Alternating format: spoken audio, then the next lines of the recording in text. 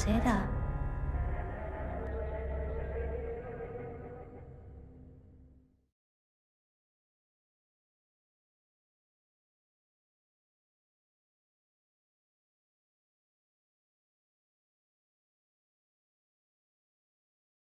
Oh dear.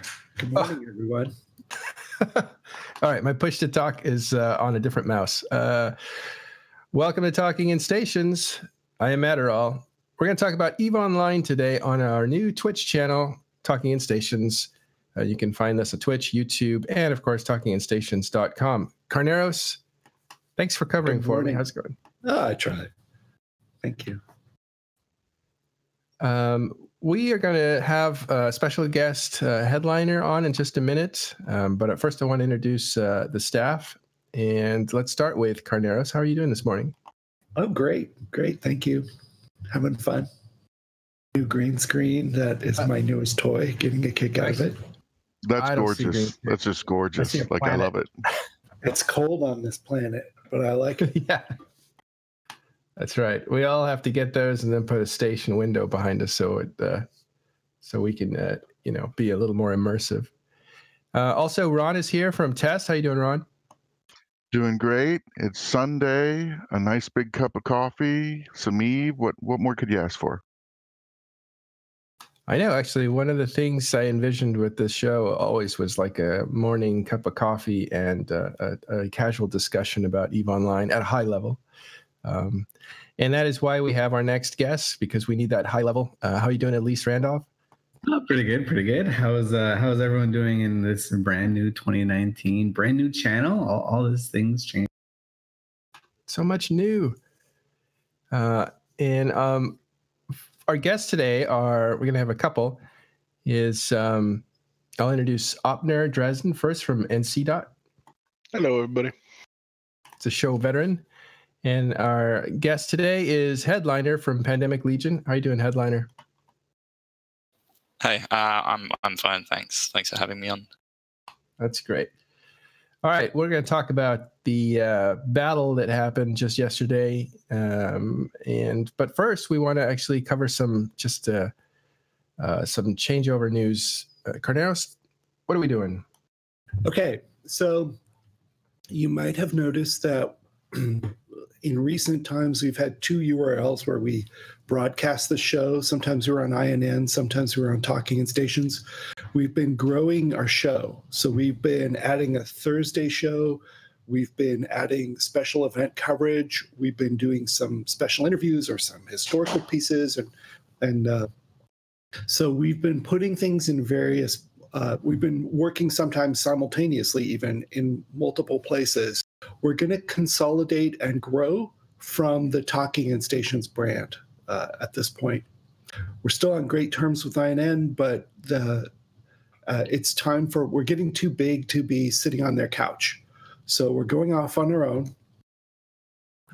You'll notice that affects a few things, but so far it's been fun and there's some nice improvements. I'm enjoying it. You can, as always, show your support if you want to. Tips are encouraging to us, but we don't need them. We're okay. It's not like we're going to go away if you don't give us a tip or something. It's no big deal. Some of the stuff that works for other Twitch channels works for us as well. And we'll have a Patreon account /Talking in Stations. And also you'll see us growing on YouTube, where you may wish to follow us and such there also. Some folks prefer to watch the sound balanced, improved version after the fact on YouTube, rather than the raw get what you get from the event on Twitch, etc. And some people just like to hear the podcasts. That's great. We are so much more professional edited. Amen. Thank you for all the hard work that you guys do behind the scenes to edit these things and make our different voices all work together. We all have really different voices. It's crazy. Thank you. Right. But yes, donations, look for Patreon. You can find all this stuff on talkinginstations.com, but look for Patreon. You can also tip us here, stuff like that. not necessary, but if you want to contribute, be part of the community in that way, that would be good. We're also working out some ways of showing more and more appreciation for people who are making this all possible. So last episode that was done was Thursday, and that episode was more of a demonstration on how to do abyssal space at a high level. And so because it was very visual, we didn't release a podcast version of it. What we did do, though, is move it over to YouTube, and then we gave it to our Patreons first to let them see the instructional video.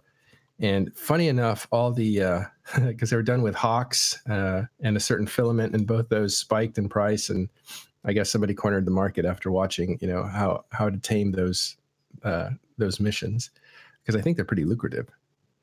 But anyway, it was pretty eye-opening, to be honest. The tier 5s and the hawks, my shields got to 97% at one time, and we had it done in less than 15 minutes.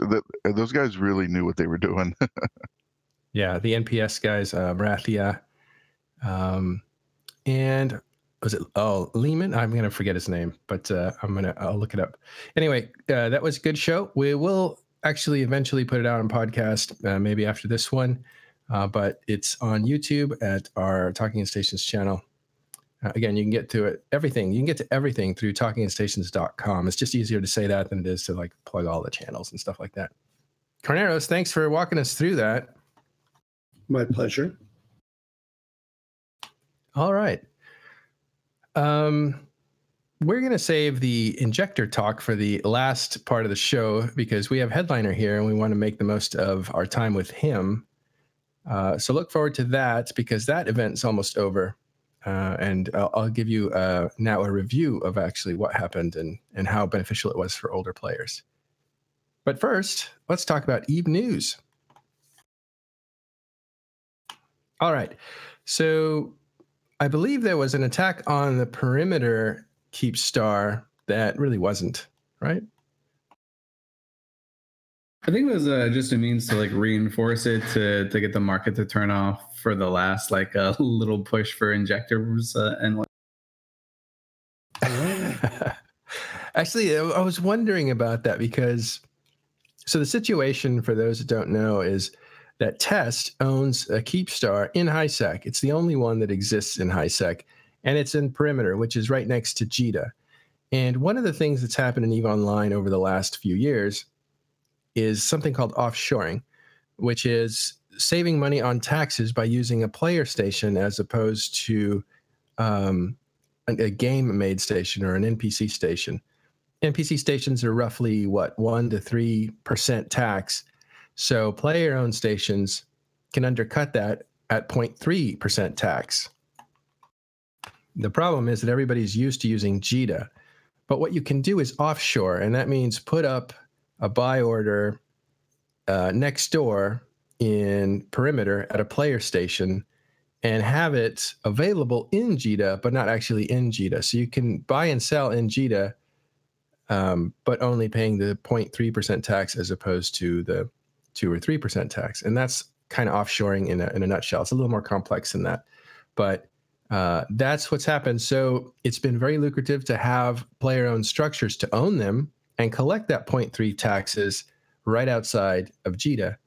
And the biggest entity for a long time was I Choose You, backed up by the military power of Pandemic Horde. And they had that cornered for about a year and a half. And we're making money on that. And then recently... Do you want to say anything about how much money they were making? I don't actually know the numbers. I've heard 50 million to 500 million, sorry, billion. So 50 to 500 billion a month. But does anybody have a better number than that? I'm sure it relies somewhere in there. I don't think it was closer to the higher end because when they decided to kind of move their focus somewhere further away, part of the decision-making process was we're making X amount. We can make more over here if we refocus our efforts there. Right. So yeah. I can say that Billy showed a screenshot of 1 trillion ISK that was, from the TTT. but I'm not sure the dailies, and they're not kind of releasing it, but it's substantial. It's a pretty big amount. So that's how much money they are making off the 0.3% tax that they're collecting. So you can imagine how much money is actually being transacted if 900 billion or a trillion is only 0.3% of that. So there's a lot of money going through this keep star, and they put a keep star down there, one, to make a bold statement, but two, to make sure that it was hard to remove. And so that is the structure that just came under attack yesterday or 2 days ago. And it was successfully defended because the attackers never showed up. Instead, what happened next was an even bigger fight, and that happened, I believe, in Geminate. So that's what we'll talk about now with the leader of Pandemic Legion, Hedliner. Hedliner, do you want to tell us like what happened in there and what you were expecting and all that? Yeah, sure. So we formed a fleet ourselves in conjunction with Pandemic, Horde, and NC.1900 Eve time yesterday. And we did this because we saw a large number of tests to stage in Eugenin forming there around the same time. And we understood that they released a military update prior to the weekend saying that they were going to relaunch the deployment that they had been running towards the end of last year as a new kind of death clone deployment rather than a jump clone deployment, suggesting that they were going to start focusing more on Horde assets in and around Geminate. Obviously, this being the first weekend of that deployment, we wanted to be ready to react to what may come. And we didn't actually know what to expect. We expected that it would be pretty standard, focusing on reinforcing structures rather than perhaps Intosis at this stage, particularly in the Euro time zone. So we formed up, we watched their numbers grow, and we waited to see what would happen.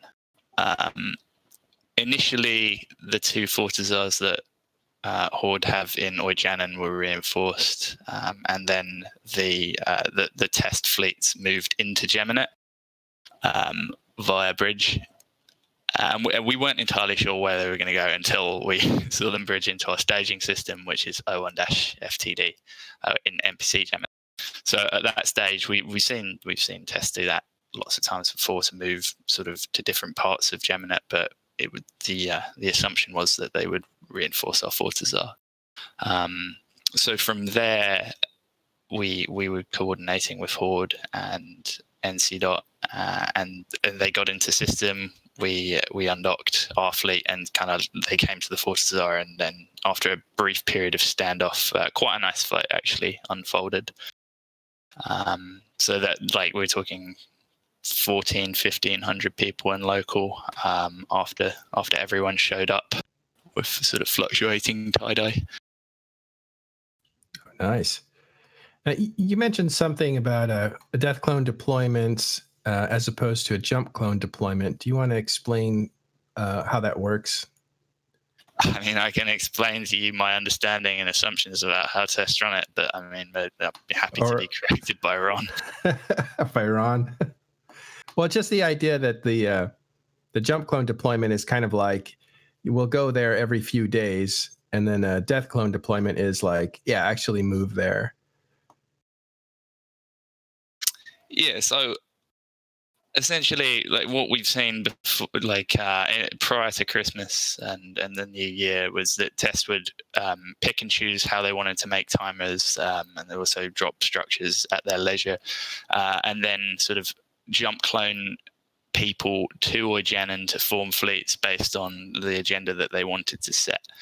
And then we were just reactive to that. My understanding now is that their primary staging will be Eugenin rather than somewhere in Catch or Esoteria, and that suggests that they will ramp up their offensive in Geminate, whereas before it was kind of, it felt a bit like the waters were being tested, and sort of, you know, any potential weaknesses in Geminate or around the area were being sort of felt out, perhaps in preparation for this. I can only speculate though. Yeah, but that's usually how it works, right? You test the resistance, and then you figure out if you're going to go for it or not. And Hedliner is exactly right. You know, the major difference between you know, a jump clone deployment versus a death clone deployment is a jump clone deployment, you can only have really one fleet a day because it's based around the timer of being able to jump clone. So, you know, you could call for one fleet and then people burn their jump clones, but then that's it. That's it for the day. But a death clone is you set your death clone there, and now you can continuously call fleets. And then you jump clone back to, you know, wherever you wanted to be in the first place. All right. Good. Now that that's explained, this battle seemed to go pretty well for you, PL and Hedliner. Can you tell us about what actually happened? Yeah, so it's a strange position for us to be in because typically, like we've never excelled at defensive warfare. We've always kind of sat there and wondered, well, you know, when do we make a move? We're not used to that. We're used to being kind of primarily on the offensive, given the history of how we kind of used to run the alliance. So we were obviously in system already because we staged there, and the first thing that we did was, like, you know, it's obvious that the fight is going to happen on our structure, so we better get Horde and NC, and who had formed Megathrons, and then NC had formed Ishtars. So really we took 15 minutes or so to position everyone, get them onto the Fortizar, and then sort of once everyone was ready, the Test Eagle and Megathron fleets, and there was also a Harpy fleet kind of floating around as well, had already kind of got the Fortizar down to about 60% shield, with repositioning a few times. And then from there, the engagement started between the NC Ishtars and the Test Eagles. But the Ishtars were kind of operating with MJ, like command destroyers primarily, to give them on-grid mobility, and those were quite quickly killed off by the Eagles, which is understandable, really, given their long range and ability to track them. So we kind of moved our own Eagle fleet towards the edge of tether, and started shooting at Megathrons, which had engaged with the Horde Megathrons, and then from there we very quickly chose to just escalate onto our own forces with super carriers and Titans, and focus on sort of putting as much pressure as possible on the Megathron fleet that Tested brought down into range to pause the fort. And then from there it was kind of just like battleship attrition. We kind of just shot battleships for 30 minutes or so until they decided to move off the grid, and pack it in. It was quite a nice fight, though. Like, it looked like there was a decent exchange between the battleship fleets, and we were there kind of just working our way through broadcasts, pretty standard. Tidо was quite heavy, but it was fairly stable as well, and it wasn't, you know, everything seemed to work. There wasn't much, kind of, from what I could see, much crashing, disconnecting, any strange game features that seem to crop up when local breaks over 1,000 people. So it was quite enjoyable from that respect. Yeah, Hedliner, you kind of glossed over something that I think, when you said, like, we started forming, you guys formed a massive fleet. Like, I mean, it was really impressive, you know, how quick you guys were able to form, and you had great doctrines. Like, it was a massive fight, and I think the local topped at like 1950. So, I mean, it was pretty impressive just to see. So, for us personally, we were formed for the Keepstar defense. And then it was like, all right, well, we're already dressed up, right? Like, now what do we do? So then, you know, Pro God, you know, we went in that direction, but I was just kind of awestruck that how fast you guys formed and how many you formed. Like, it was a pretty nice thing.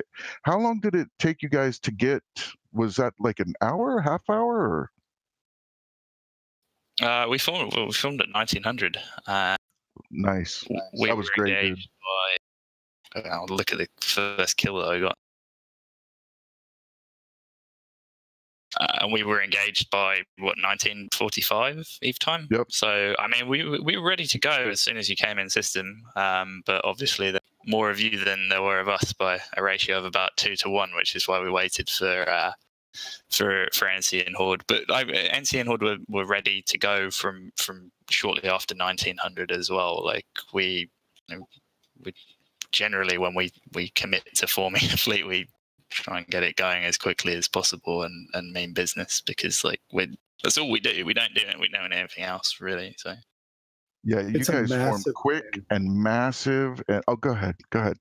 It's a massive advantage if you can form quickly.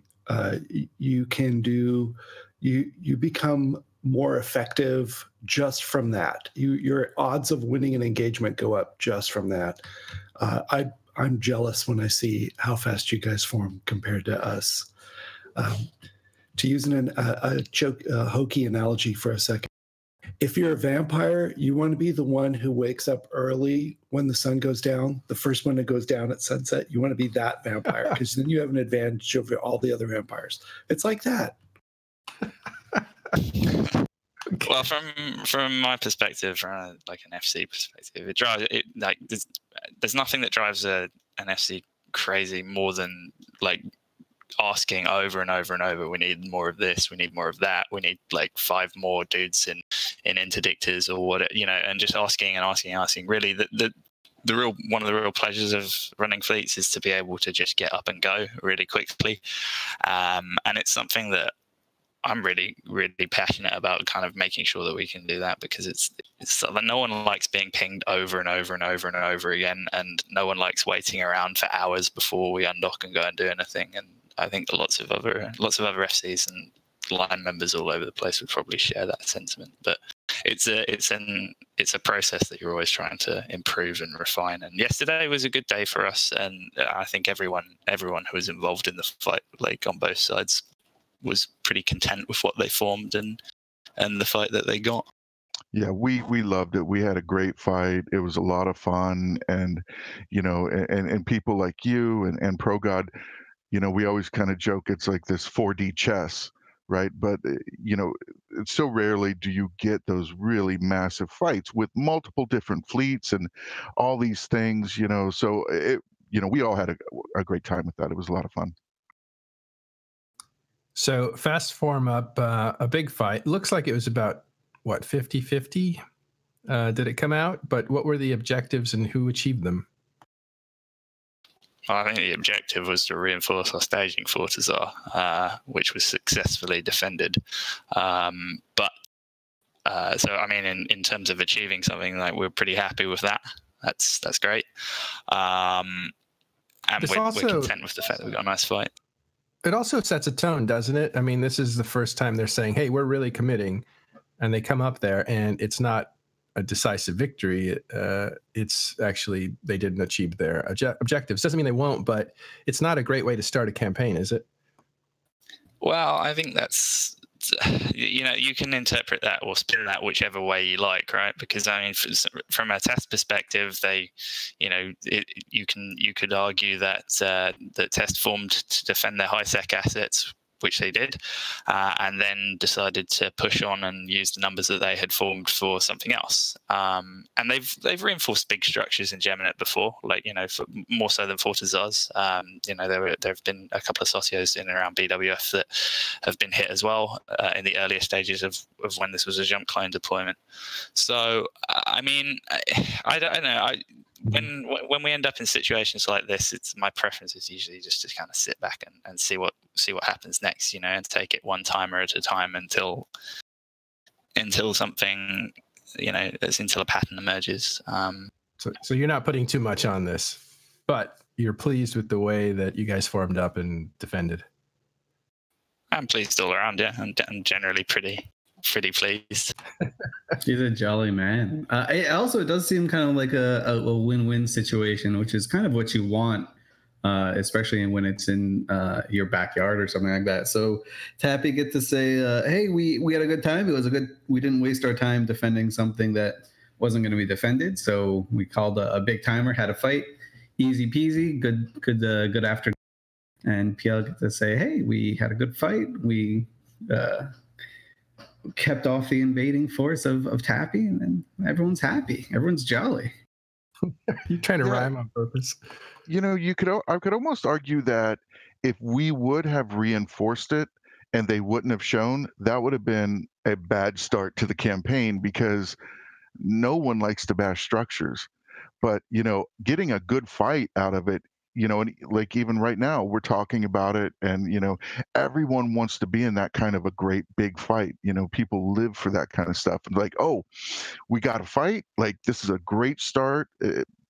Some of the objectives, you know, are kind of much more towards the alliance level, and it's more like the fun per hour kind of level. And for the normal line member, you know, and there's always going to be a couple of people that have never even been in a tie-dye fight.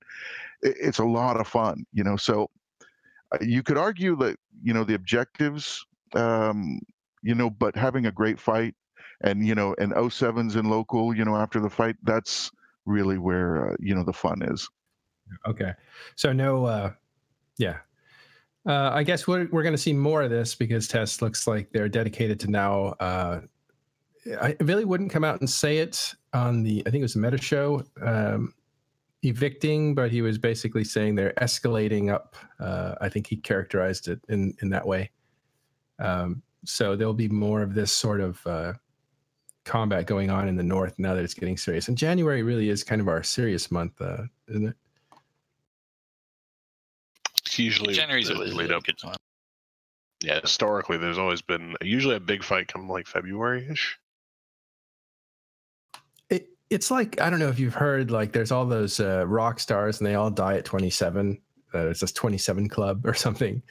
In EVE, we have like the January, third week of January club kind of thing, where the biggest battles like BTAC R, 9 Tech 4, there's other ones I'm missing, all happen in January. Oh, Asakai. So I think it's every single year but one, since, you know, there's been some kind of huge fight in January. It just seems to be, you know, holidays are over, let's play some EVE kind of time.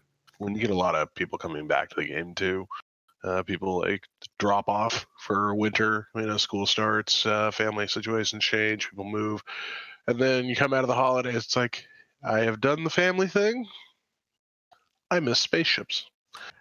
And that gives people a lot of energy. And yeah, it's a lot of people coming back, and they usually have some assets, and usually they're out of place, or they want to go blow stuff up. Like, nobody comes back to this game to be like, oh, I really want to go mine. Like, there are way better relaxing activities. I mean, some people do. Some people are like, I've met some people at eVegas and eFanFest. They're just like, you know what? I just like it's relaxing to moon mine. I just get to hear this gentle hum, and then.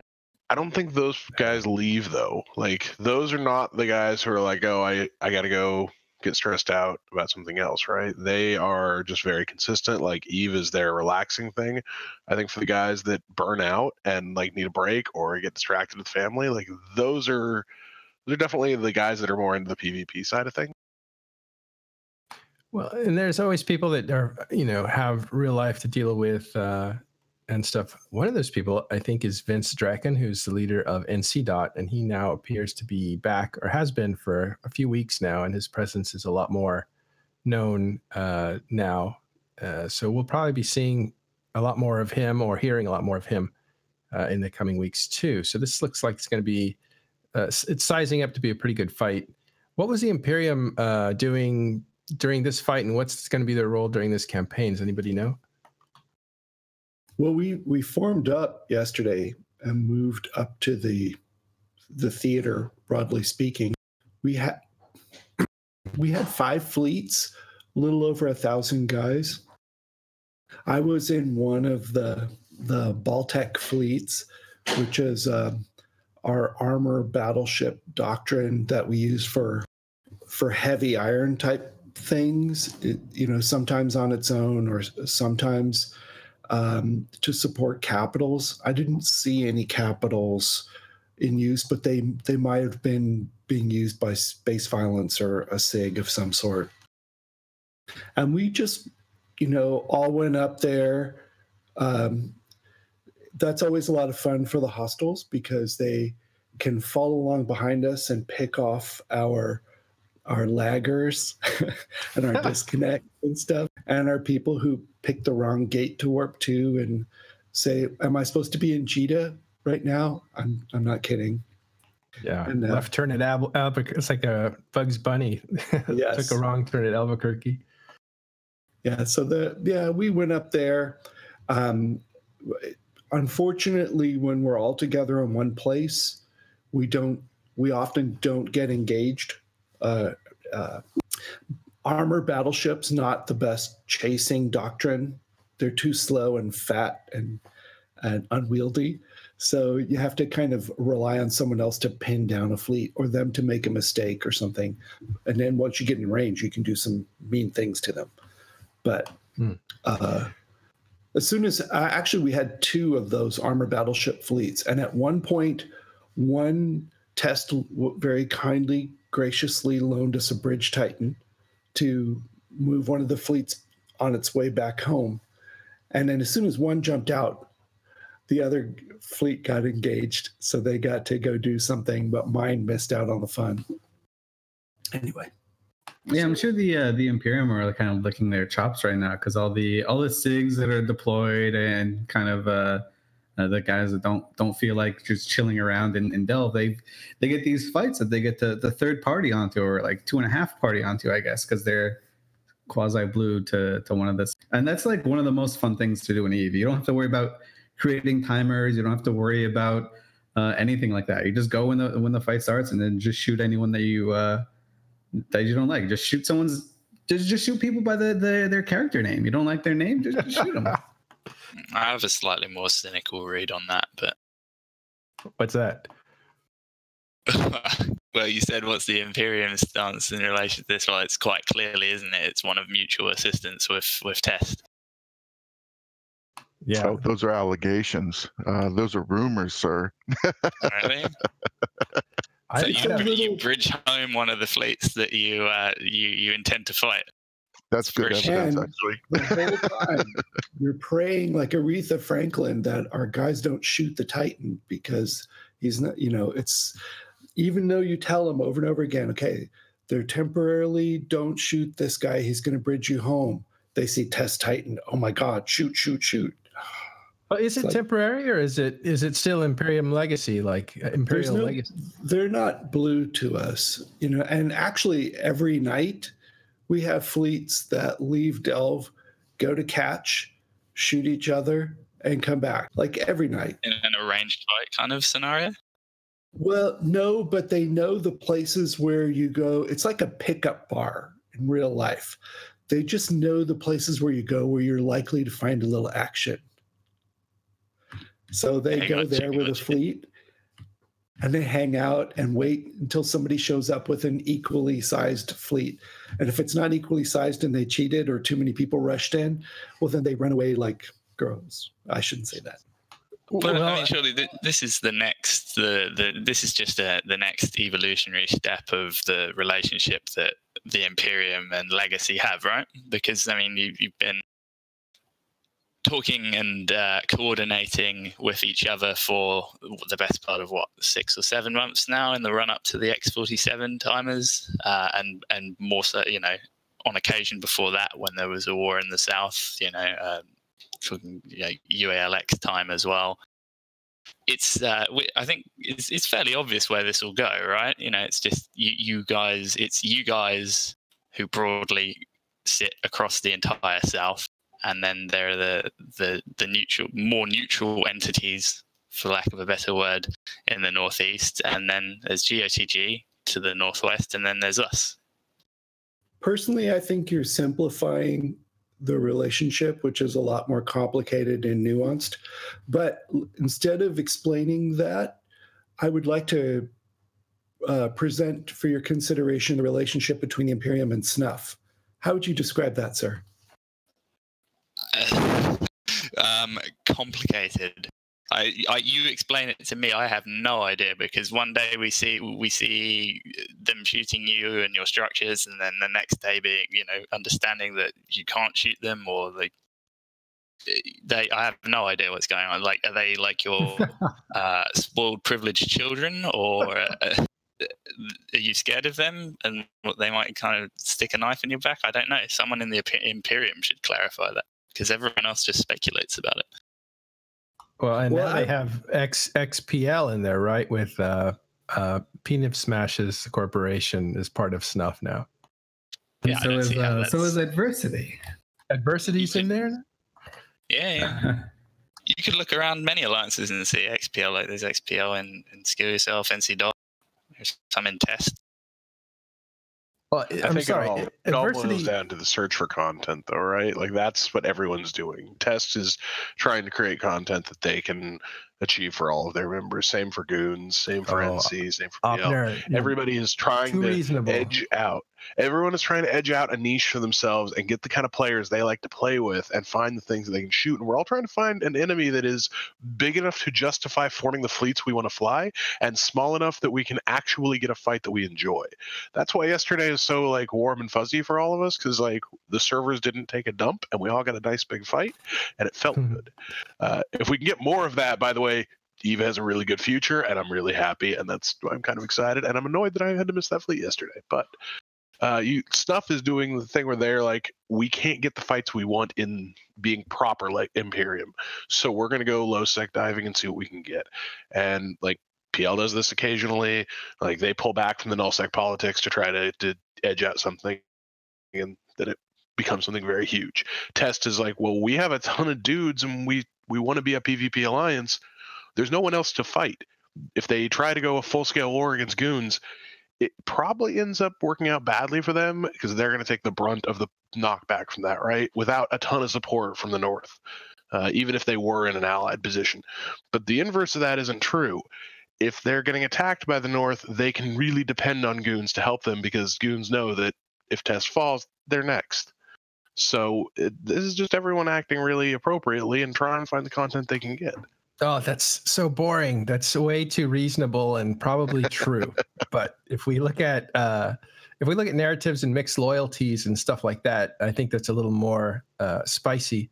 I want to point out that Snuff is really kind of a strange wild card, but they still seem to be fighting alongside the Imperium quite a bit, at least against, at least in the at least with initiative and stuff like that. Am I wrong about that?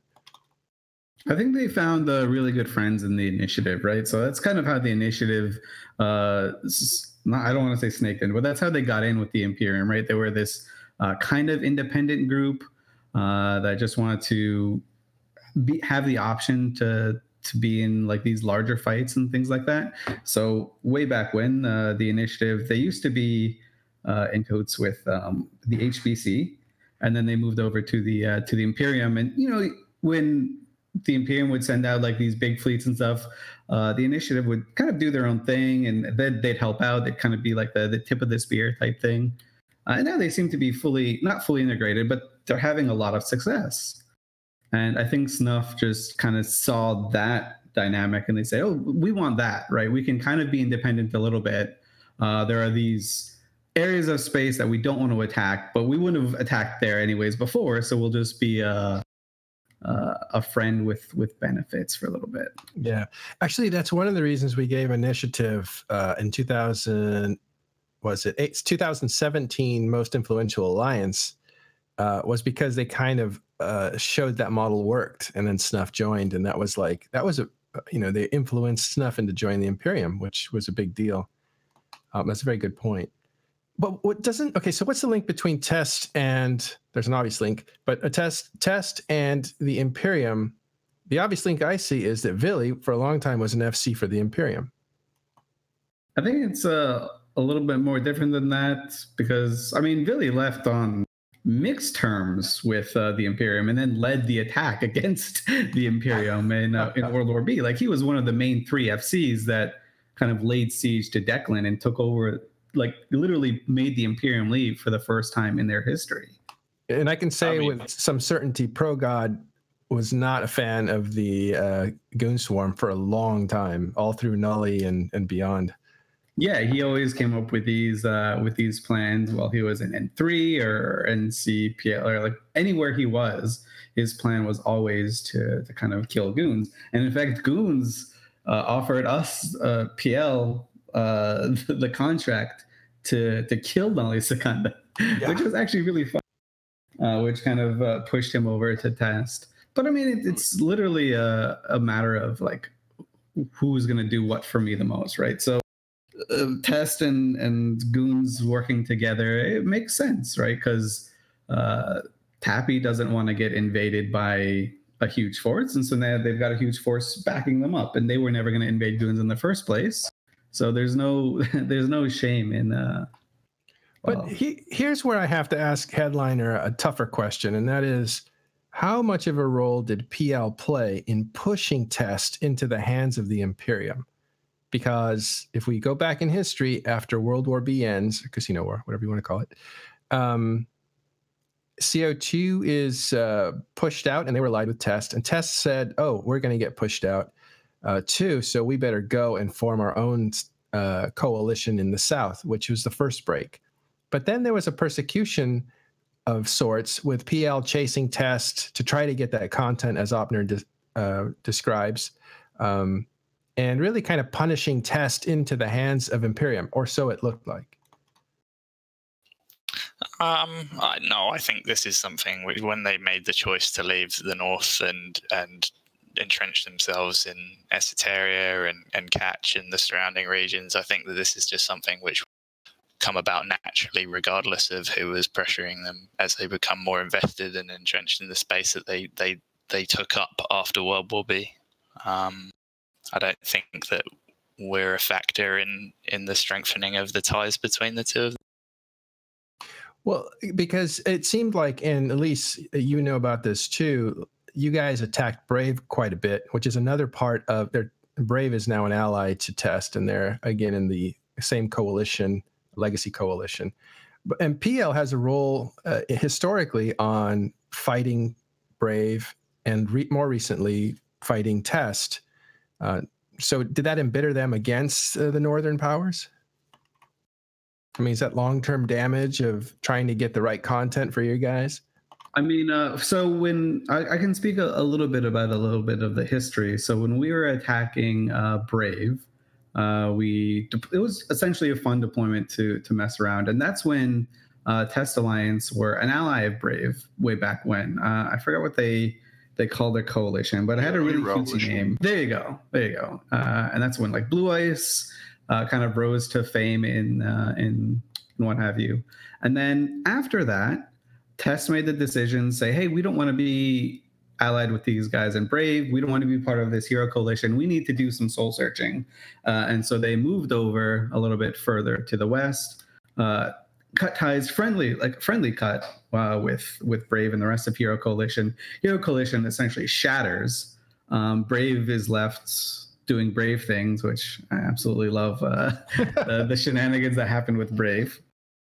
And then this is when Test starts getting a little bit more serious. This is when Test gets the likes of Billy, and they also get ProGod and a few other kind of big names in the mix, and they start growing. Then World War B comes along. PL gets involved. Test is like basically everyone is involved in World War B. Test steps up in a big way because this is their time to shine. This is how they can show that their growth was meaningful and that they have the chops. Because in Test's history, they've always been kind of like an afterthought. They had a lot of numbers, but they needed some form of organization to use that numbers. In their inception, they needed Goons to be their FCs. Then in the HBC, they needed PL to be the FCs and kind of the organizational core. And now World War B is when they show their true organizational core, that they can do it themselves without being led around. And that's a huge thing for Test because, you know, the big detractor before is all the high level members would just get like leached off because people would look around and be like, oh, wow, we're in Test, but we're letting these other guys make decisions for us. Why don't I just join these other guys? There's a higher cap for me there. So now Test gets to retain all of their, you know, human assets and stuff like that. They have great success. after World War B. And then there's like a little bit of a chat after World War B, after Goons move to Delve, between the groups that kind of took over and were like the main players. The decision was, hey, do we want to stay blue to each other and make a new coalition in the north, or do we want to split up and kind of go our way and pat ourselves on the back and say, job well done? And from where I'm sitting, like most people, especially PL, we said, you know what, we have no want to create a new coalition in the north where we become the new Imperium in Declan. We're going to kind of split up a little bit. And everyone agreed to this. And so kind of threw that card on the table. And so we started kind of having fun with CO2, and Test and CO2 became great friends and really strong allies. That's when kind of Test tried to make their own coalition. Didn't go too well, that they decided to move to the other side of the map and start from there, which actually worked pretty well for Test. But I don't think it's as simple as saying, oh, PL attacked Tappy, so Tappy of course have to go to Goons. I think that was already when they moved south. I think that was already cards on the table, you know. And it's a pretty smart move for Test as a group that wants to hold space and be taken more seriously as like an actual coalition rather than an asterisk on top of a coalition. I imagine they also get their bad guy, right? Like they get to look at PL and say, that's one of our enemies, you know. Yeah, sure. I mean, they've worked together. We've worked together more times than we've worked against together. But in EVE, it's literally all about who's the bad guy for the moment, right? So PL and Goons have worked together way more than they worked against each other. But in recent history, the times when it's mattered the most, PL has been on the other side of the battle lines. So at the turning points for their historical lines, PL has been on the other side of the war. That's not between who? True. That's I Hero wouldn't say for the that's most the part. case at all. That's one chapter in a long history that they've got. Like, you know, for a year prior to that, I was running fleets for the HBC every single day, pushing AAA and RA and Nully and the rest of the Southern Coalition out of like 6 regions in the south, all of which were handed straight over to Test. And that's the outlier, right? In World War B, whole bunch of people that never really worked together and didn't really want to work together did for that, because there was a lot of ISK and it was a fun thing to do. But like when you take that one out, like all of a sudden you're like, well, I mean, I kind of would disagree with that. I mean, not that it matters, but I like EVE history, right? So it's one of my favorite things to talk about. And EVE history is completely irrelevant to political things that are like here's the thing. now. I agree that you're like in actual fact, PL has been up and down with them throughout and has helped and hurt them at any given time. But the sense of feeling, like when it was super important for Test and Hero, like I was there in Hero with leadership meetings where Test fucking was every day shitting on fucking how bad PL was being in that war, like, and it was a super negative thing around the feeling. So for Brave and Test, they felt really shat on, and like it was just not ever going to work out, and that was a big reason why they left, at least from the kind of middle management leadership and the line member guys and the communication that was coming down. So that I think hardened up quite a bit, and I don't think World War B like salved all of that, especially for most of those line members. Well, I mean, you have also there are like 3 or 4 campaigns where Test is kind of in an infantile state, if you want to say, in the macroscopic level of where PL has kind of been at their backs. They've also, I mean, Goons have also been at their backs too. Goons gave Test the Testagram in the very beginning when Test was a new alliance. I'm sure nobody in Test Alliance remembers that because there's so much turnover in membership. I'm sure. I do. And you remember the diplomat from the Goons that brought us over? Vile Rat. That's right. Yeah, but then Goons attacked you and tried to take your space during the Fountain War. So there goes that. Yeah, and then PL was the ally for that one, right? So, and then after that, PL was the ally for HBC, create a huge coalition to kill AAA. I mean, there's a lot of history. PL tends to be involved in the wars and kind of flop around to whose side we're on, but I think there's more good history between Test and PL than bad history. Not that it matters. Like I said, it really doesn't matter. It's completely irrelevant. Now, I love it when you talk history, Elise. That's I'm such a student when you start talking about the past. But yeah, going back to the recent present, whatever the history is, there's definitely some bad feelings between PL and Test. I mean, even if you just look at Providence, PL's got to be, maybe not, but I would be upset that they took over Providence right when the stations were going to flip and award all that money to whoever owned Providence at the time. I'm not losing sleep over that. No, it was you never thought you'd keep it anyway, kind of thing. Well, I mean, if you don't, we didn't have them on the day that they changed over, so nothing lost, nothing gained, right? Yeah, it's just potential income. But so it just seems like, okay, you have normally the remnants of Bob. Let's go way back there in the form of NC and PL. And it's always been like, Goon Swarm versus NCPL is the old narrative that keeps coming up over and over again. But this seems very different to me. It really seems like this is a test-led thing. But Imperium's not far behind. I don't think it's just cooperation. There must be something along the same lines as what happened during World War B, in that it's like, or after World War B, which was we all attack Goons first if we're on the field, and then we attack each other. And it seems like Imperium and Legacy have the same thing. It's like we can attack each other, but we attack them first. Yeah, I mean, it's a good system. It's something that we made. We started doing it way back when. And, there's no shame in doing that. I mean, yeah, as long as you recognize and don't try and deny it, there's no shame in doing that at all. Like, everyone likes to win. That's the thing in EVE Online. Everyone wants to position themselves in such a way as to every fight will be a win for them. Or for their side. Yeah. So that's why you have people from leadership not trying to say, oh, this is an invasion.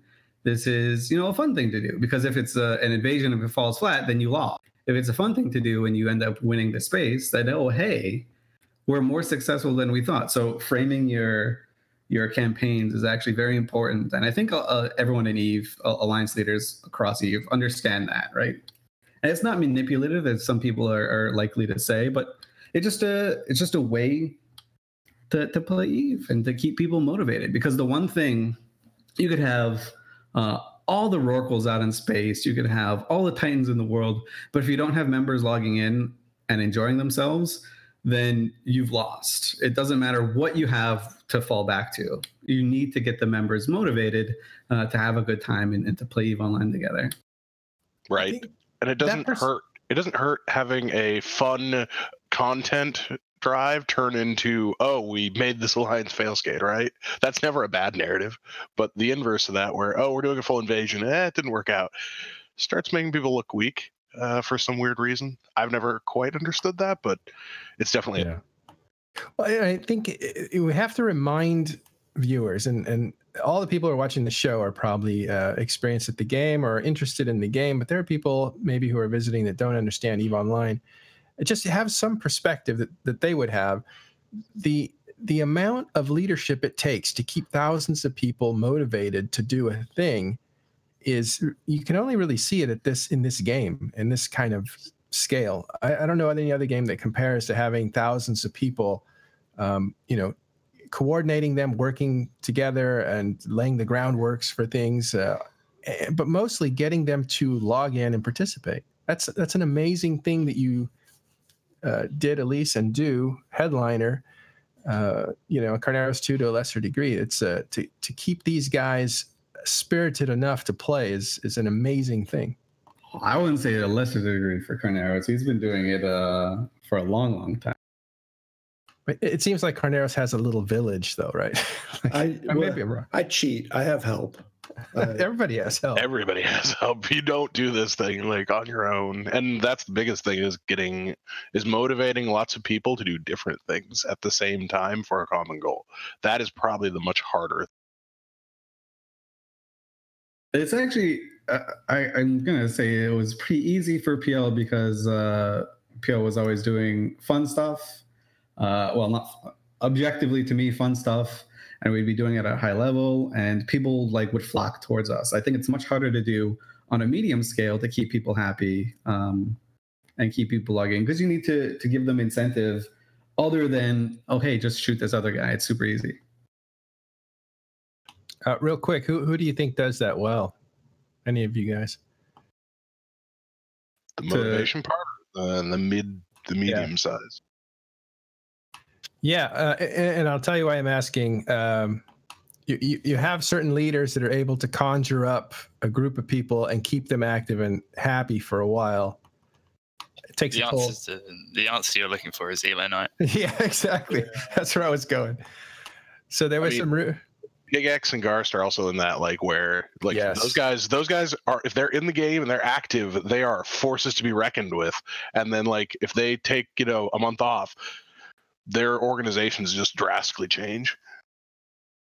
They're like the ghost ship that comes up out of the water with all the little pirates on it that just appear out of nowhere, and it's massive.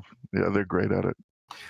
I imagine that NC would be the same, except you have infrastructure with White Arrow kind of being the COO of NC Dot, and Lady Scarlet kind of being the backbone of finance and diplomacy, and those consistent efforts on their parts kind of keep NC from, you know, kind of dissipating when Vince is away from the game or not as active as he could be.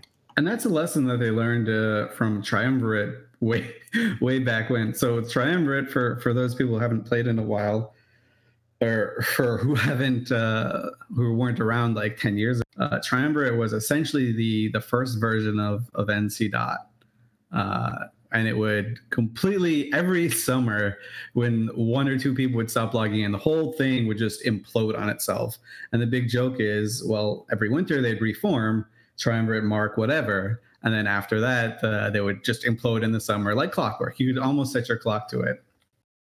But then after that, it seems like they learned a lot, at least Vince learned a lot of lessons on how to set it up. And when NC Dot formed, which was literally just a joke name, it was just a meme, because the people who lived in the North called themselves the Northern Coalition. And so NC Dot just took their name from them. When they incorporated former Bob people, then they added a lot more structures so that the alliance could have longevity. Yeah, in the NC, the Bob part of NC and all that, that didn't form until way later. NC Dot before was basically Triumvirate, some parts of Atlas, and they were like with the Doom Corporation that Vince was in. They were really fun to watch. You guys were in Cry Havoc together, right, Hedliner and Elise?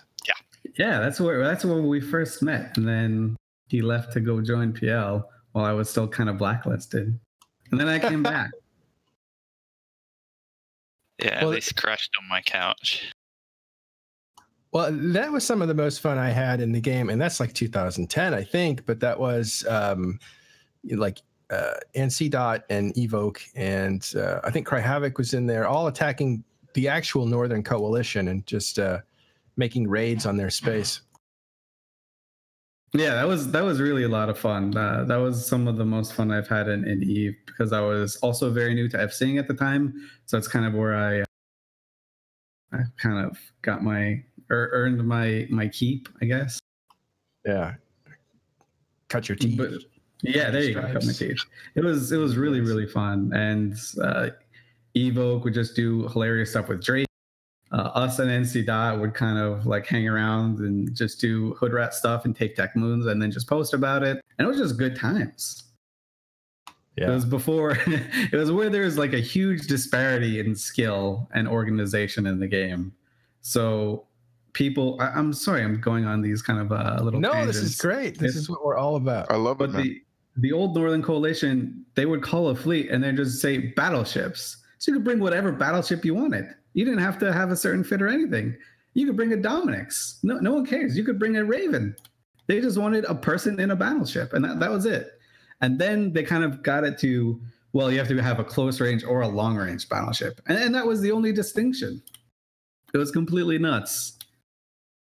Yeah, they used to call kitchen sink fleets.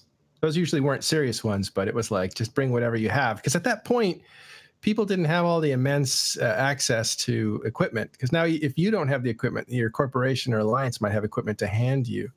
Equipment just seems to be less of an issue.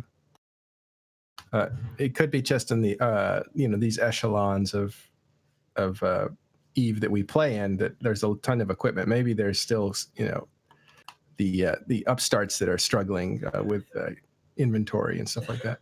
No, but I mean, I think that's the cutoff point between, like, when you go from being a small to a medium-sized organization is when you have a depth of inventory to hand out. Like, when you are small, you're taking what you've got. You've got maybe 2-3 doctrines, and you're lucky if you can reship. You get to that, that one step above is, we have a logistics guy, we have a market guy, and we have some people doing contracts, and we have those ready and available. And if people are too dumb to get that pre-staged, we got them come form up time. Right. So we're going to lose Hedliner quick. He's got to go pretty soon, but I want to ask him one more question. And that is, it seems to me that the North has been pivoting from their, I don't know, doctrine of how they organize themselves, meaning they are mercenaries, they do the fighting, they pacify areas, they control space, but they don't want to farm it or harvest it, so they rent that out. So it's a renting empire with mercenaries keeping the peace.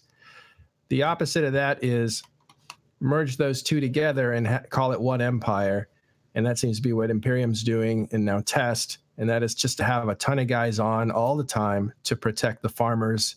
So when they get raided, there's always a defense fleet to counter that, and that makes it pacified and more harvestable more of the time. But it seems like the North is making a bit of a pivot more towards that, the latter example. Am I right or wrong about that, Hedliner? I always dread being asked this because we haven't been we haven't considered ourselves a mercenary or a nomadic alliance for, 4 or 5, maybe 5 years now. It's just a reputation which is stuck, which I really dislike, actually.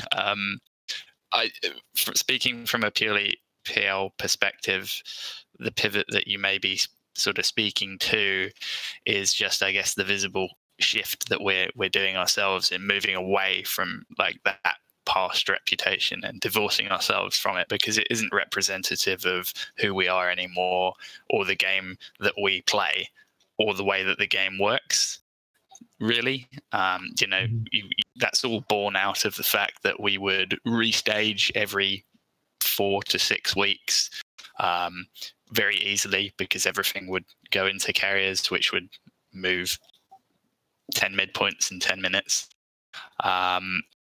And that's just not the way that we can operate anymore. And we're going through a process of moving away from clinging to that and looking at how we, exploit the mechanics that everyone else is working to the, in a way that works for us. That's the shift from our perspective. NC has always been slightly different to us because they're larger and have a different structure. And Horde has always been quite static anyway, because moving around thousands of new players has its own challenges. Now, Hedliner, I have a question. So I asked this on Reddit and I got laughed out of the building. So I'm going to take this advantage. I wanted to ask you what you thought of it, and then you can laugh me out of the building as well. But I was wondering, what are your thoughts around sort of occupying, maybe C5 or C6 space to get that, really secure ratting and to kind of build up, massive coffers or something like that? Because I think, and I could be completely wrong, but, the Empire game really, isn't kind of like your guys, you guys are high skilled, and powerful. I just wanted to get your idea on sort of that kind of blend. About sort of shifting to a wormhole folk setup. Well, in addition to what you're already doing. Yeah. In addition, like if you had, like a wormhole sort of, large SIG or something just for, the ISK generation and that kind of thing. It's never something which I've given a huge amount of consideration. To be honest, I don't have a particularly in-depth knowledge of worm life. I don't think that it's something which our members would be particularly receptive to. Those who are interested in wormholing kind of do it off their own back. And also, I think for an alliance of our size, it probably doesn't make sense to dilute our member base by putting some of them somewhere else and keeping the rest of them in the space that we have, or the staging. I think that it's a perfectly legitimate question, because other groups do it with varying levels of success. But I mean, I can understand why that was that drew some flack on Reddit, because the wormhole, the word wormhole or wormholer usually sparks something interesting on Reddit, doesn't it? In 2010, after PL got kicked out of Fountain, the Alliance executor Seamus Orzaz came up with a genius plan to move to Geminate, take a constellation and install the wormhole generators, and either live in that constellation or live in a wormhole, and then go in and out to form these raiding parties. Unfortunately, that didn't work. And the upgrades didn't work for like an additional 3 or 4 years after that. But I think Hedliner is exactly right. Pandemic Legion size kind of prohibits that type of feel. I think you would have to be like the size of Volta, which I think is probably the only group that's done it really, really well in recent history, at least. Living in a wormhole and like raiding out, catching a whirlpool or two, getting some frags, and then coming back. And even they have like moved away from that. But they're going back now, aren't they? Oh, are they? Nice. I believe so. Well, there you go. You got to be Volta size, no bigger, I guess. But they should be the benchmark. By Volta size, how big is Volta? I don't know, like 70 real dudes tops. I could almost hear the sound of you putting your finger in the air. I mean, that sounds about right. Both the sizing of Volta and probably what can realistically live in a wormhole. I mean, I think it probably scales a lot more with the number of people willing to do the logistical work of like constantly finding wormholes. If you have 70 dudes who are all willing to scan out every day and find content and like make logistics, make the life of the people who don't have time for it that day easier, it probably gets a lot easier to scale those numbers up a little bit. But yeah, you're gonna have, I know with Abyssal stuff now, you have income generation for an infinite number of players, but I don't know if that's something you could reassign an entire group the size of PL to do, right? That would be difficult. I'm pretty sure I'm the only one in PL that does the Abyssal Dead Space sites. Oh, I did those. We'll talk about that in a second. Opner, you have one last thing? I'm pretty sure Elise is wrong about that. I think there's a lot of dudes who do it, but they probably do it on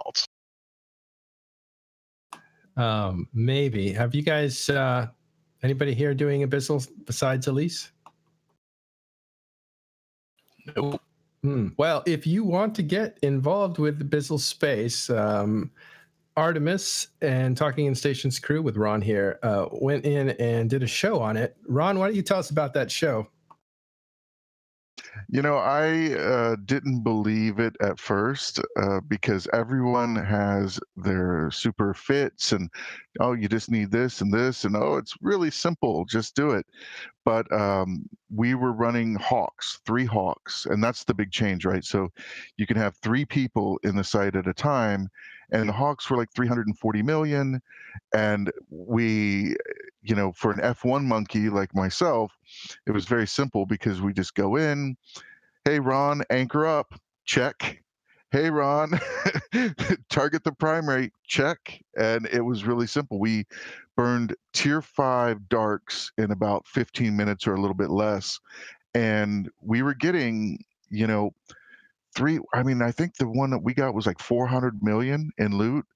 You know, that's 100 million each. And when you get those specialized skill books, especially, you know, it can get up to about $1 billion. I mean, it's a lot of really good money. And the one of the guys that gave us the Hawk fit, he was saying that he's made something like 15 billion. He runs all 3 Hawks, multi-boxing, but he runs all 3 Hawks, and he's made something like 15 billion in the past like 2.5 weeks.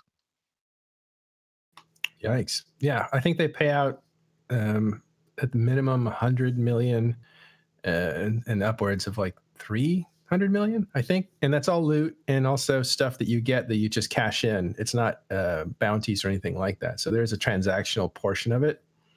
But it's pretty fun to use the loot to create new items. That's something you've been doing, right, Carneros? Well, I've played with it a little bit. I've done maybe 5. And then I actually just gave some stuff to McLeod, our producer, so that he could do it on camera and film it and bring it back for our next show, just for visuals. But yeah, no, it's kind of fun. There was a part that they don't tell you at the beginning, which is they do tell you that if you apply the mutaplasmid to your module, it might get better, it might get worse, or it might be sort of a mixed bag. In fact, it's probably going to be a mixed bag.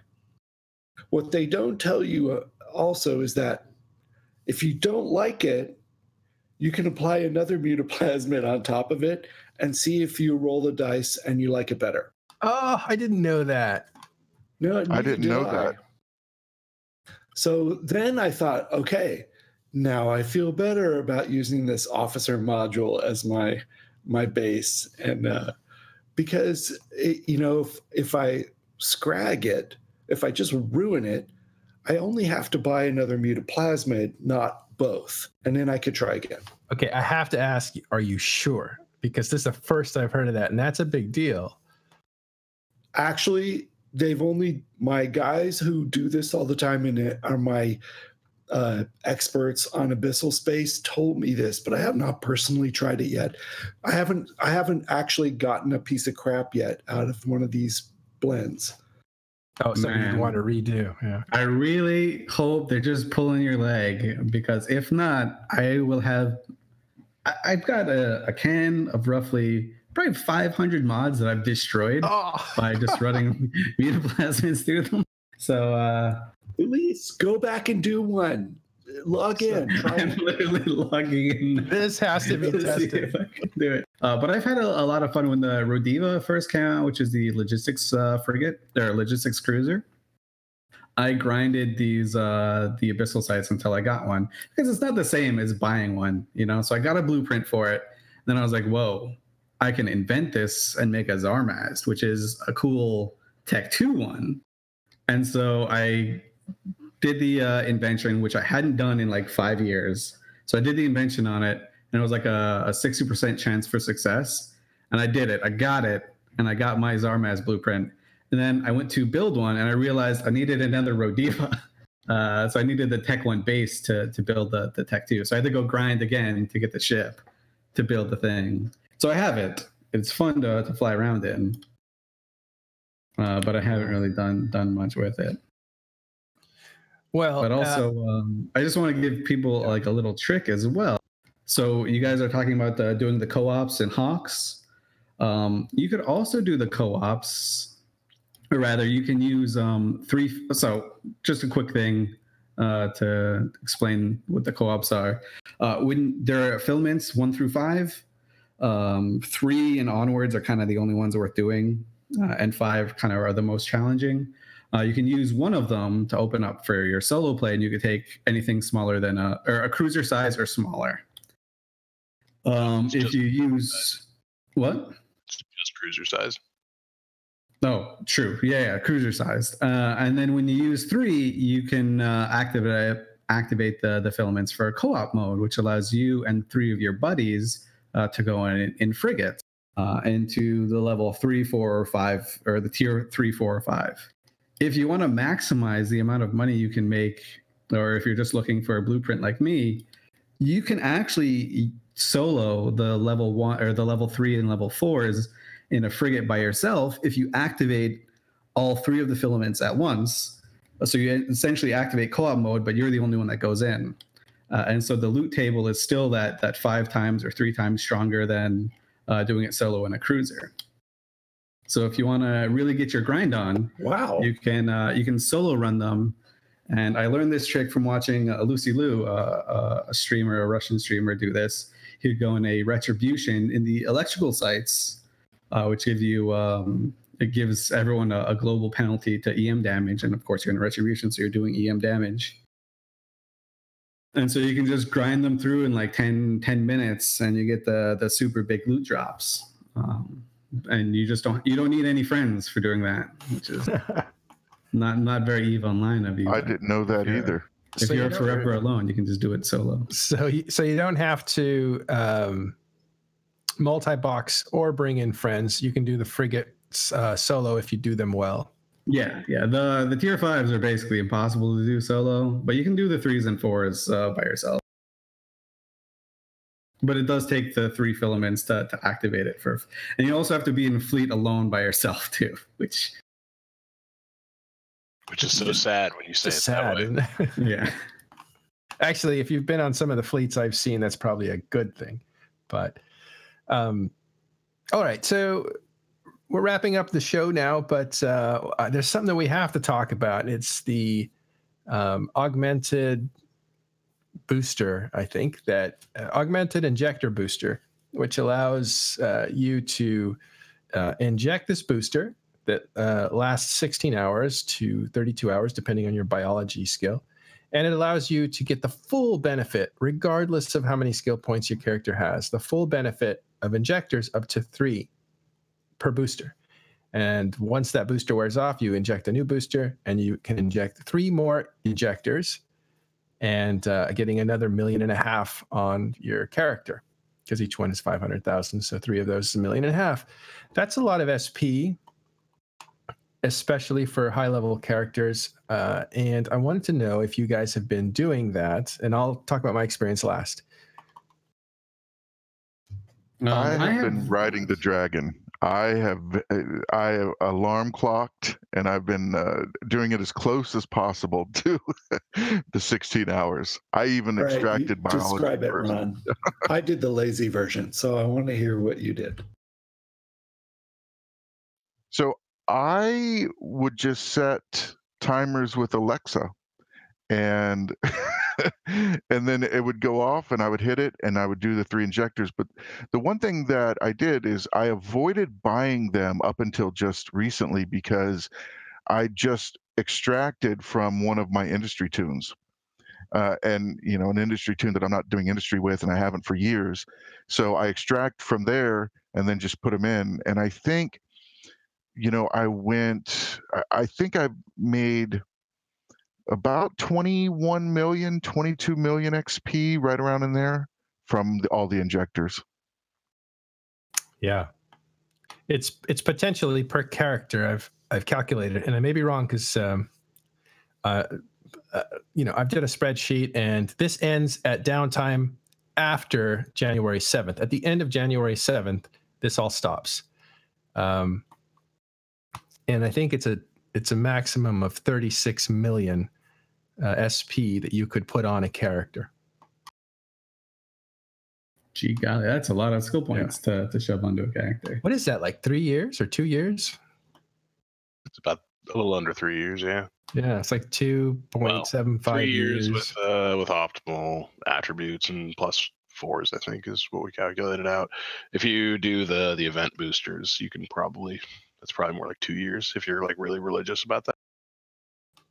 Okay. My guts tell me that that's not what CCP had originally intended when they designed this. My guts tell me that they only assumed people would do 3 injectors per character. Well, it seemed that way, but when it first came out, at least on the test server, it said, and we had CCP Rise on at that point, it said that you could do this 1 booster every 2 years or something like that. But when they actually came and hit, there was no, what do you call it? They adjusted it on Sissy like pretty quickly after people were like, wait, what's the deal with these things? And I don't know if it was intentional at design stage, but definitely by the time the money dudes took a look at it and said, oh, yeah, this is amazing. We need to do this. Yeah, because you look at what it's done. It has reinflated Plex prices back up to pre-Galaxy pack sell-off periods, right? that alone is worth this, like for CCP's end, because I don't think it's drastically had any real blowback for them. Nobody's saying like this is the death of Eve because it's a temporary event and like whatever. Like for 8-year players to get 2 years training time to catch up and rebalance is not the worst thing in the universe. But for the finance guys, they've got to be like, yes, we have a bunch of headroom for sales of things that we actually get paid money for, again, without crashing any economic issues in the game. So they've got to be really happy with that. But still, I think they probably balanced it around 3, and that there was probably some big drunken Christmas party in Reykjavik the night before they changed it. But I might be wrong. Yeah. But yeah, no, it's fantastic. I did it on 5 characters. Actually, when I heard about it, I placed an order for skill injectors with my favorite skill farmer in the Bastion and said, hey, save me 15 of them. And he said, okay, I'll lock you in at this price. Perfect. And I'll deliver to you at Christmas. Perfect. Except I made the mistake of locking them in at a price in Plex instead of in ISK. Because I usually pay for stuff and I don't actually farm and things. I just buy Plex, and that's how I pay my personal bills. I don't pull money out of the Bastion finances to pay all my bills. I buy Plex. What a good doing one. it wrong, man. I'm probably doing it wrong. I know. So so the price of skill injectors goes up, but the price of Plex goes up. So I didn't really win anything there, but it was all good. All good. At least I knew what was going to happen. And then I did it on 5 characters for 3 injectors each. One of them, I started making a character towards a Rorqual because everyone in Delph seems to have a Rorqual, and I needed a Rorqual. It's like being in LA and not having a Tesla. And then one of my characters, well, I have to explain a little context for new players. Back in the day, if you had a Titan, you couldn't really get out of your Titan. They didn't have keep stars. You could go to a POS and you could jump out for a second if there was no one around you, but bad things happened regularly. Bounces, people, you just couldn't get out of the damn ship. So what you would do is you'd go get a second character, train just a little bit, just enough of the Titan skills to be a sitter. And then you would, so you'd have a second character that could sit in it temporarily while you ran off and changed corporations or underwear or whatever you needed to do with your pilot. Or both. So I just took one of my sitters and started buffing it up to actually be able to fly an avatar. So that was fun. The rest of them are just sitting with skill points in their wallet going, wow, what am I doing? So you put it in 6 characters and just put it into 5 characters. 5. And yeah. See, I didn't do any of the boosters because I generally don't do injectors, but I farm. So I love people like you. You keep doing it. Sure. And what are they selling for now? Like in the high 800s, right? 870, 890. I bought some today for 875. They actually went over 900 at one point. I think they got up to like 910 million per injector. So yeah, they're at 864 right now in the Tappy for design. Oh yeah, the Tappy thingy. I have a feeling it'll edge up just a little bit as deadline comes, and then so we'll probably see it drop back down like to 850, 840. 850 always seems to be like a comfortable point for skill injectors to be at for both sides of the equation. Anything below 800, skill farmers are usually like, God damn it, why am I even bothering? Yeah, so wow, they're 915 and 1 DQ. That's pretty funny. They're actually more expensive than Jita. Jita itself, the offshore accounts, yeah, you can get it for 860, but in Jita itself is where it's at like the high 800s, and it dipped over into the 900s. We were wondering. Yeah, it's 890 right now in Jita, or 897 even. Just so everyone's aware, you can use skill injectors remotely. They're like Plex. There is no reason to like deal with or not buy them at the best price somewhere else and just contract them to yourself.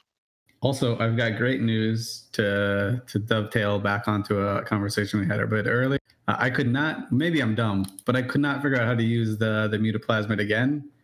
So once you roll, it seems like a one and done type thing, unless someone's figured out some innovative way to do it. And you can't roll an abyssal mod either.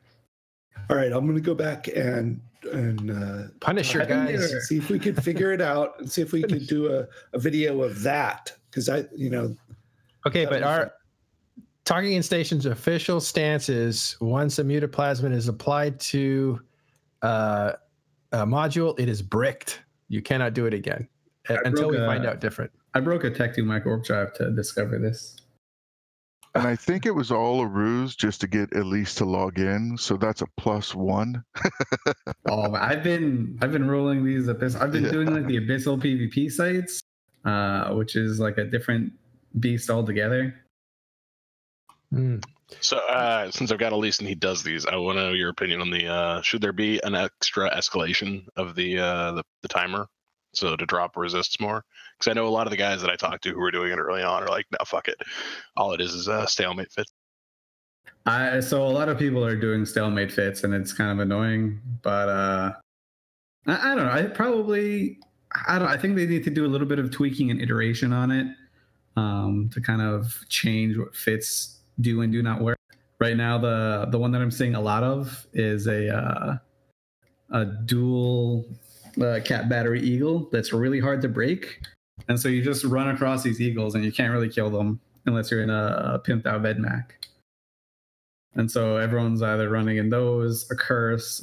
You'll occasionally get like dudes who are just running Gilas to kind of hope no one else shows into the PvP sites to get the extra loot. Because in the final room, if there's no one to PvP with, you get extra loot. So you're either killing some Gilas who aren't fit for PvP, or you're running across an eagle that you can't kill, and you both. Or you're getting these like 20 billion-esque rolled Vedmak fits. So how have the PvP arenas worked out in general? I mean, I've been having a ton of fun, because even when it's a bit of a stalemate, then you kind of, when the last minute or two comes in, you have frantic conversations in locals saying, hey, if you let me kill you, if you offline some of your modules, if you let me kill you to save my ship, I'll give you X amount of money. And so then you kind of have to say, well, you have to pay me first. So it kind of feels like way back in the day when pirating was a thing, was an actual profession, and even people would hold ships ransom. Oh God, new business model. Yeah, it kind of feels like that. Trusted third party abyssal stalemate. That's right. That's right. And yeah, we need Kriva back to facilitate some of these things. In the old days, because there's no trust in Eve in the old days, if you had a good reputation and could bankroll somebody, you could facilitate trade, expensive trade between two players as a neutral third party. That went away, since now you can pretty much do all that inside of Citadels, but this is like a new area of gameplay where you're out and you have to deal fast. I love this. This would be so funny if there was a brokerage started up by trusted players. Yeah, that's actually, you could probably make a good chunk of money doing that too, because I mean, the abyssal PvP sites are a lot of fun. Carneros, or can be a lot of fun. You're a trusted guy. I don't think people will trust me. I'm thinking Carneros. Oh yeah, yeah. No, I used to do some of the Titan and Supercap sales before Keepstars, but not very often. I only did like a dozen. Yeah. Yeah. Well, okay. So going back to this issue real quick, the boosters. So what I did is I saw this as a huge opportunity, but I only thought I would do one character and maybe take SP off other characters that had a lot of skill points and I just wasn't really using, and really kind of go back to having like one main character that I use a lot. That was the original idea. And what happened was, when I only had enough accounts to get like 3 or 4 of these boosters. So I figured I would have to buy like 5 or 6. to be able to, to get about 20 million SP into this one main. So that was the original plan that I started with. I woke up at 4 in the morning and started bidding, and they were 500 million each. And I thought, what a bargain, because in my mind, these things were so valuable. I thought they would be potentially as valuable as 5 billion each if you do the offsets and everything. You do the math. But I thought, well, there won't be that, but it might be 1.5 billion each. 1.5 billion each. So 500 million to me seemed like a deal. People didn't know what they were throwing at the market. I was completely wrong. And I took a bath because I kept buying them and ended up buying a whole bunch of them. I think I bought like 50 or 60. And the price just kept dropping and dropping and dropping and dropping. And sure enough, it never went back up, not even close. It got down to, by the time I finished buying, they were 50 million each. Oh, no. Yeah. And so I lost about 30 billion just buying and speculating on this thing because I expected a whole different model. I thought the injector market would be flooded, and these things, the gateway into using the injectors, would actually be the bottleneck. And I was completely wrong. These things were worth nothing. There was the supply completely outpaced demand. I think a lot of people didn't understand what these things were. And what instead happened is all the money they saved on the booster, they ended up being able to spend on the injector. So the injector prices kept going up and up and up and up because they were being bought at higher and higher and higher prices. And so the injectors are now like super inflated, as high as they've ever been. So I was kind of screwed. But I had so many of these boosters, I thought I can't let them go to waste. So now I have to double down and inject them all. I have to use all these boosters up. So I decided, instead of scraping SP off characters and merging them into one, I did the opposite. I would need to use all the injectors I had and inject all these characters. So I picked 4 that were all over 80 million SP. So this would benefit them the most. And it just started in cycling every 16 hours. And I set it up so that it would be at midnight, at 8 a.m., and 4 p.m. And I did that every day since this started. And I did it on 4 characters. But I was running out of injectors, and I didn't want to buy them because the price was already at 840, and I thought that was a lot. So what I started doing was shopping for characters on the Character Bazaar. So I thought, well, I'll just, instead of buying steaks, I'll just go buy a cow and make my own steaks. And in doing so, my first bid, I had a little spreadsheet that was very easy to make. And you could basically calculate, if I buy this character at this price with that much SP, if I subtract the amount that I'll have to leave on the character, how many injectors will I get? And it would crank out a number. And then you multiply that by the current market rate of injectors, and you could figure out how much money it was worth and how much you were going to pay if you were just extracting SP, which is all I was doing. And the first one I came up with was like a 40 billion ISK profit. And I thought, oh my God, I'll buy that one. So I did. And of course, immediately somebody wrote me saying, that's a scam, you're going to get scammed. And I thought, well, if I get scammed, I'm okay, because this is the one place where CCP will permaban anybody who tries to scam on the Character Bazaar. It's like the one safe place you can get scammed and get like justice. Everywhere else you're up for grabs, but not here. Sure enough, I was paying and waiting, and it took a day, but CCP reimbursed me my money because I just paid the guy to see, like, is this real or not? And so I don't know what happened, but CCP threw my money back at me, and I was like, well, I guess that was a scam. So it was too good to be true. But I kept shopping, and I could see the same 3 or 4 guys bidding on everything. And so I was in competition with those guys. And I got another one, and I thought, this looks like a really good one. So but it was a lot. It was 230 million SP. So the buyout was 185 billion. And I bought it out. I just said, I'll just buy that price. I won't auction it. I'll just pay it out. Because the calculation, again, was about 20 billion in profit if I were to be able to strip it all and sell it all. Were you not tempted to buy the character and just fly him? Because that's a lot of SP. Yeah, I was tempted because it's a 232, but I looked at the character. First of all, no, the original plan, the original motivation for me was to recoup money I'd lost Yeah. So I just wanted to like save on the injectors to be able to make up for the dumb mistake I made on the boosters. And this is how EVE players think, and it's not good thinking. It's like throwing good money after bad sometimes. But I successfully injected 4 characters. I was able to do every cycle so far. There's only 3 cycles left. At maximum 3 injectors each for 4 characters and a little bit more. And the character, when I looked at him, I thought, well, he is an interesting character. He was all Amarian, like everything, and all supporting skills for Amarian and T2 skills, all the way up to, I believe, a super carrier pilot. So he wasn't a Titan, but everything else was at 5, like everything. And then he had no other skills. So there was nothing at 2 or 3 or 4. Everything was 5. So what I've been doing is scaling him down and just extracting like in a strategic way to leave him, because I'm going to run out of time, to leave him with some skills that can be useful and then turn him on. I didn't like his name, so I didn't have an affiliation. I checked his kill board to see if he was some hotshot pilot from 2004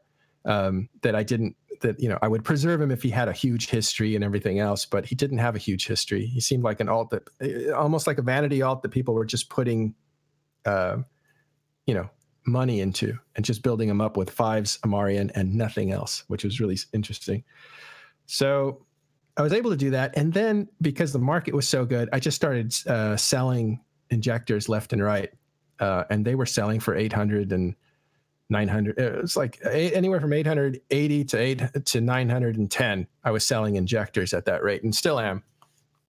So I am clawing back some of the ISK, but the taxes are really withering. So they're eating into that profit. So the point of all this is I'm going to end up with 4 characters that are veteran characters over 80 million SP. To inject them, I would only ever get 150,000 SP per injector. It's not worth it. But this opportunity opened the door for those 4 characters to add on basically 30 million SP, which is about 2.5 years. What's that going to be used for? Is it worth it? Well, now I can pivot into any direction I want to on those characters. Whether it be Abyssal space or the new Abyssal ships, or if one of those characters needed to get ready for an Alliance tournament, he could shore up any skills that he was lacking for the fits. Any fit that an Alliance says you need to get into this soon, just about any fit you could get into it. You can change him into a boosting character if you need that. Like there's banked skill points are a treasure trove of time that you don't have to wait. So you get to pivot quickly and meet situations if you want to. And that potential is like, it's a little bit on the priceless side because it's the one thing that's very difficult to do. You could also do a Mar role play with that original guy. I suppose you can enjoy Pi and roam around with Baleful Dysnomia, who's a streamer and also just an Olimar pilot. But to your point, I still have, I just looked, I have 3.9 million unallocated skill points from back when the learning skills were refunded. I don't even know how long ago that was, but I've just been hoarding them because they've been so they were for the longest time something that was pretty much priceless. Yeah. All that to say, that's the from beginning to end, I've talked about this every show, saying, look out, this is coming towards you. I blasted it out to all of Talking in Stations, Discord. I tweeted it out. Hilmar retweeted it out. There was, all along the way, alerts from Talking in Stations saying, do this, do this, do this. If you can, find a way to do this. And even at an expensive level that there was ways of doing this to take advantage of these bankable SP. So I hope that you did. There's still 3 days. Injectors are kind of expensive, but if you have an alt, you can take skill extractors are not changed by this at all. They're only affected by Plex prices. So they're not really following the fluctuations of this market. But Plex has been increasing. So, but Plex has been, and I think the extractors are sitting at 370 million, which is not a little. So it is expensive, an expensive proposition. But if we're talking about veterans, the people who benefit most from this, that, you know, there are ways. Sell a few injectors to make enough for extractors. You know, there's a cycle there that you could have gotten into. But yeah, so an amazing opportunity. I'd like to think that I spent a lot of money, ISK and stuff, but it was probably the right decision to make. Man, you are just a drug addict all tied up in a sunk cost fallacy right now, and it's awesome to watch. There are not a lot of games that can induce this in a pleasurable way that I think is actually kind of healthy. Looking back on it now, it's really strange. I think at a certain point it became an issue of recouping money, but after a while it became an issue of seeing it through. And those are all the characteristics I think that EVE players have. It's they want to compete. They want to get the min-max out of everything. And then at a certain point, it's just seeing it through and, you know, finishing it, even if it kills you kind of thing. Mm-hmm. Last, to answer that question, this ends January 7th at downtime, which I think is about three cycles left to boost and inject. So that's 1.5 million SP you can put on your characters now before this all goes away. And who knows if these things will ever make a return. If they do, they probably won't be in the 30 million zone. The 30 million skill points injectable zone. So last thing, quick tinfoil. Why do you think CCP decided to be this generous? Because in my mind's eye, I see Hilmar saying, "Oh, let's just let him do it. Let's just give it to him. Why not?" You know, like that kind of. I think Carneros hit it right on the head there with saying someone probably overlooked the delay. The delay thing on the injector. They meant it for once every 2 years and did it. They did it in seconds instead of minutes or something, or forgot a zero, or yeah, somebody forgot to shut these off. Yeah, I doubt Hilmar ever saw this. I remember people complaining about the unclarity of it on Sissy, and then like 2 days later they fixed it. And they made it what it ended up being, and because people started bitching about the biology skill negatively affecting the timer on it, right? And that was kind of the big deal, because if it was a long timer and you have biology, like if you were going from a 6-month timer, now you were in a 2.5 year timer, just because of the way the skills affect drug use. And that was the thing, but then they fixed it, and like I said, I would not be surprised if they were like, we don't really care how often they use them at first. And the timer was just literally there because they need a value for a drug. And they expected this to be a one-time item and a one-time slot. But then the money guys probably looked at it and they were like, this is excellent. This draws a lot of ISK out of the wealthy players of EVE, which is something that I have to imagine they care a lot about. The more ISK they can get transferred from players that have this kind of wealth to literally anybody else in the game that'll get it moving is a plus. This is true. It makes the economy healthier. Yeah. So in closing, for people who have arrived late and are asking about this, it's not very well talked about. We've tried to talk about it, but you can go to talkingstations.com, go to our YouTube channel. Our YouTube channel has a little video where I explain how to do this. It takes 30 seconds to watch, and you can see what it is that you are doing.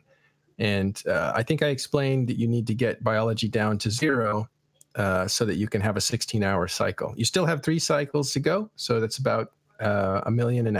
Sorry, it's 1.5 million per injection if you do 3 cycles. I'm sorry, that's about 4.5 million that you could put in a character. Yeah, and the boosters are now. Let me check. I think they're like 20 million each. Yeah, so they're like a negligible they're nothing cost. Yeah. So it's almost like a free opportunity at this point, if you have injectors, to inject them at full value. All right. And to confirm, yeah, they're not even at 10. They're at 3.5 million. So at this point, there's no reason not to grab those. That's definitely not the barrier, but injectors might be. All right. Well, that was a good long show. I did not think that we would make it this far. But... Oh, Matterall, I have one more thing. Honorable mention. We have to mention it. The AT ship loss. We lost our third Victor the other day. Skill Yourself pilot. What a beautiful, beautiful ship. And I think I didn't see the AAR, but, you know, it's only the third one that's been killed. Wow, fantastic. That was over 200 billion in, right? 200 billion kill mail in ISK. Yeah, I think it's actually a little bit, that's lowballing a little bit, because I think those, when the ships are sold, I think they had a flat 250 bill or even closer to 300 on selling. Elise, as someone who's participated, led Alliance tournament stuff, and obviously announced it, why would you use an Alliance tournament ship just out in the wild like that? Is that just something that people do, or?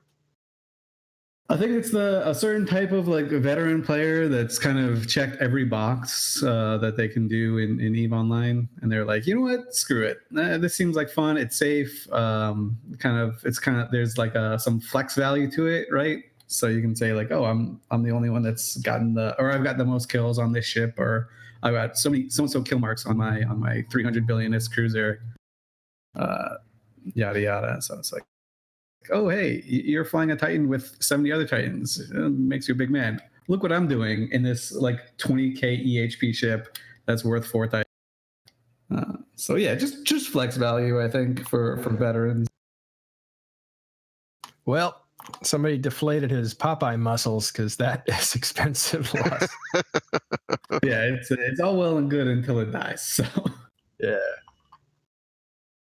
All right, so last call. Those injectors and booster combinations still work. I'll try to get this out as soon as possible for a podcasting audience, but maybe by the time you listen to it, time will be up. It's January 7th downtime, which means the beginning of January 8th.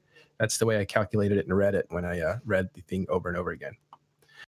Okay, that's it. I want to thank Hedliner and Opner for joining us today. Elise, so good to hear some history coming from you, and Carneros and Ron. Thanks for coming today.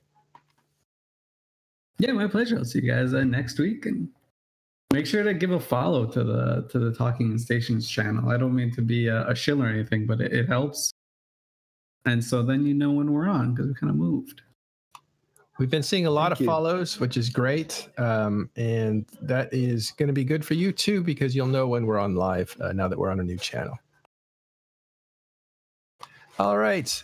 That's all that we have time for this week. We will see you next week, actually on Thursday, and then again Sunday on Talking in Stations.